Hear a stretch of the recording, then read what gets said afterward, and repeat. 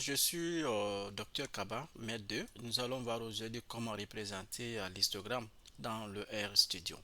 Là, je passe d'abord par Import Data, importer ma base de données. Voilà, et il faut noter que cette base de données est enregistrée sous format texte, dont j'avais une fois fait. Ok, la base de données est déjà importée. Je vais essayer aussi d'importer mes syntaxes. Une syntaxe est très importante et ça va vous permettre de vous gagner en temps lors de vos analyses. Ok, et mes syntaxes, voilà, mes syntaxes sont déjà importées. Ok, mes syntaxes sont déjà importées.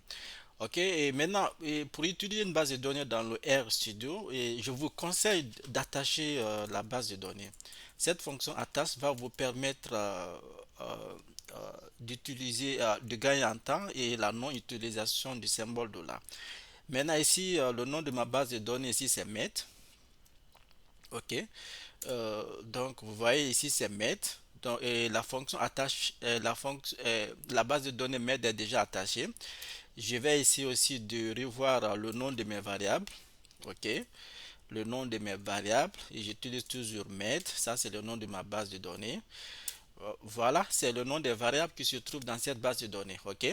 Maintenant, j'ai plus besoin d'utiliser en écrivant un met le symbole de la plus la variable. Donc, j'ai déjà attaché. Je peux directement aller à l'analyse. Je vais analyser, je vais représenter l'âge de la population A. Ok. J'écris directement l'âge population A. Donc, vous voyez, non, cette représentation, elle est déjà faite, l'histogramme de l'âge de la population A, en passant par l'utilisation de la symbole $. Donc, ça, c'est une première formule. On passe par une deuxième formule en utilisant toujours la même formule. OK, il faut changer PN en âge de la population A. Ça, c'est une formule. Vous avez juste besoin de remplacer les valeurs. Break veut dire le nombre de colonnes que vous voulez à ce nouveau directement. Moi, j'ai déjà mis 8. Col veut dire couleur, c'est red. Si vous voulez que votre formule, l'histogramme soit en rouge, je peux également changer autre couleur. Je change ici à PN en âge, l'âge A. OK. Je change également le nombre de blocs en 6 selon votre préférence. Je change la couleur en bleu. En bleu. OK.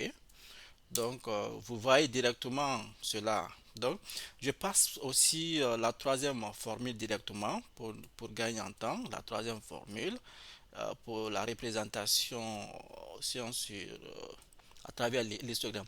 Maintenant, la troisième formule, j'ai juste besoin de changer là. N'importe quelle variable que vous voulez utiliser, vous changez euh, le nom de la variable à ce nouveau, variable A.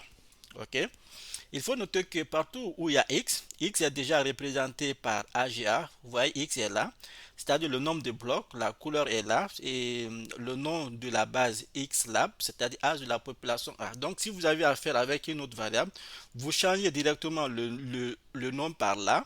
Vous changez également à ce niveau et c'est automatiquement automatiquement le logiciel va prendre en compte. OK? Donc nous avons mis cette ligne, cette courbe permet de voir est-ce que la distribution est normale en fonction de l'âge. OK? Je vais également revoir encore. Vous voyez l'âge de la population A. OK? Je change également les mêmes noms. Ça, c'est déjà une formule. Vous n'avez pas besoin euh, de bûcher ou de retenir quelque part. Il faut juste mettre dans la syntaxe. Je mets ici la couleur que je veux. Euh, pink, pink. OK, pink. Ça, c'est. Là, je change aussi le nom, âge de la ville A. L'âge de la ville A. OK.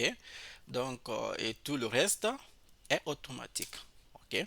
Vous voyez, ça, c'est en pink. J'ai juste mis 4 blocs. Un 2 3 4 4 est là. Donc, c'est ce qui fait que c'est devenu comme ça. Et je mets encore, je mets également, je change là. Je crois que c'est la plus large de la population A. Je, je mets ici il y a 10 blocs.